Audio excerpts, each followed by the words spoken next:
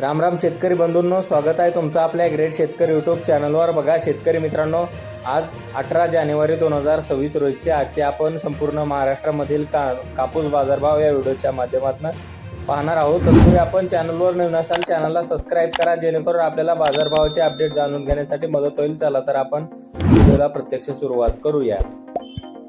मित्रांनो, कृषी उत्पन्न बाजार समिती पारशिवनी येथे अवकालेले 860 क्विंटल जास्ती दर मिळालेला आहे 8,000 रुपये क्विंटल आणि सर्व संदर्भ 7,950 रुपये क्विंटल जाते H4 लांब स्टेपलचा 1 नंबर कापूस।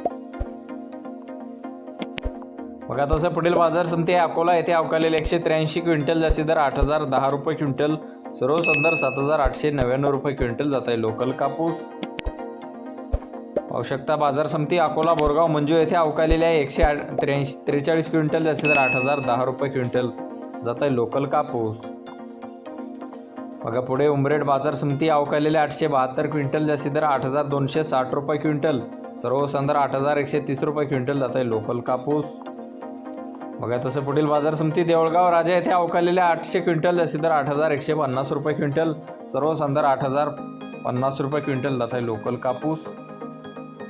बघा तसे पुढील बाजार समिती सिंधी सेलो येथे अवकालेले 1200 क्विंटल जास्तीत दर 8,350 रुपये क्विंटल जात आहे लांब स्टेपलचा 1 नंबर कापूस।